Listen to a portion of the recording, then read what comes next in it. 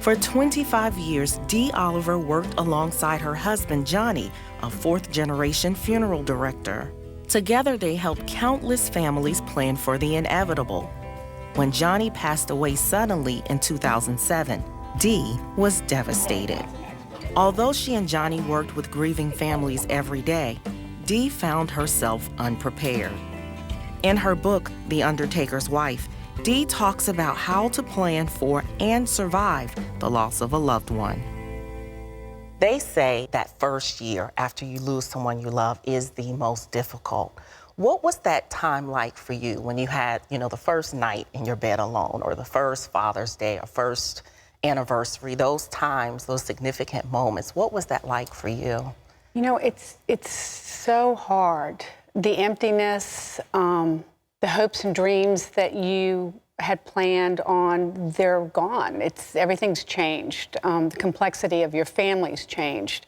Every time you hit a milestone, whether it's his birthday or my birthday or Christmas, Easter, any of those significant dates come through, your wedding anniversary, which nobody really pays much attention to other than the two people that are joined in marriage.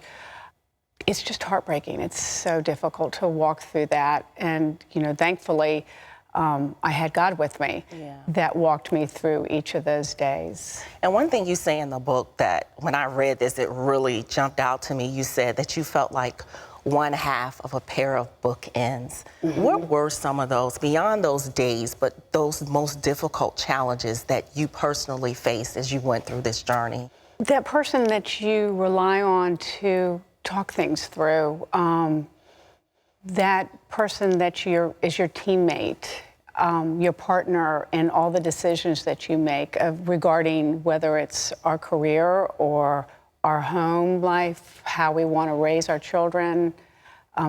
There's important decisions. There's that person's gone.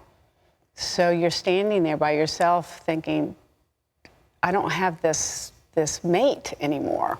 Even beyond losing Johnny, you went through some other things. You lost your mother not long after that. What was the thing that really helped you get through this? You said you thought your middle name must have been Job. Oh my gosh. How did you get through? It was just one tragedy after the other in your life. It was, and they were so monumental to me and out of my control. They were not decisions that I had made. And I realized that I needed God. Yeah. And he was the one that was going to right my world and set me back up on my feet and protect my children and I and help us get through the days ahead. You prayed every morning. You still do. It's a habit that you have. How has that time with God really helped you through these past 8 years? I just grabbed my Bible in the morning and I showed up outside with a cup of coffee and I sat down, and some mornings I couldn't do anything but cry. And other mornings I had a list that was 2 miles long of things that I wanted him to do for me.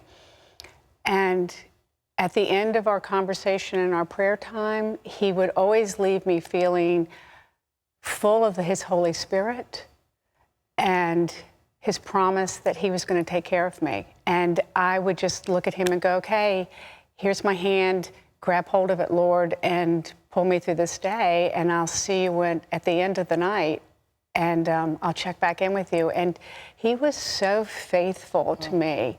And I just can't speak in my heart so wonderfully about the things that he's done for me. And there were twists and turns that I never anticipated that I was going to go to. And sometimes I thought, really, this is a plan? I'm not thinking this is a good one.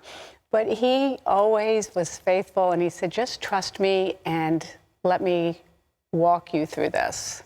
And God is indeed faithful in those times. And then this is my final question. We're all going to die one day, whether we want to admit it or not. It's going to happen. There is something in the book that you share that really stood out to me, and that was that when people would come to Johnny at the funeral home to pre-plan their own funerals, he would ask them this one question, which was, have you picked a team yet? Explain to us what that really was about. Right. Well, you know, when you're planning someone's funeral, what you ask them is basically your religious affiliation. And you know, occasionally you would run across somebody that would say, I don't have one.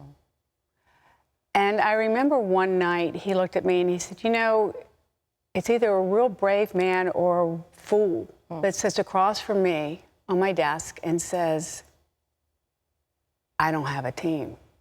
I don't play on a team. I don't believe in God. That's so important to have a connection with your faith in that way. Because, you know, as Johnny used to say, if you're wrong, you lose everything. You know, and why would you do that?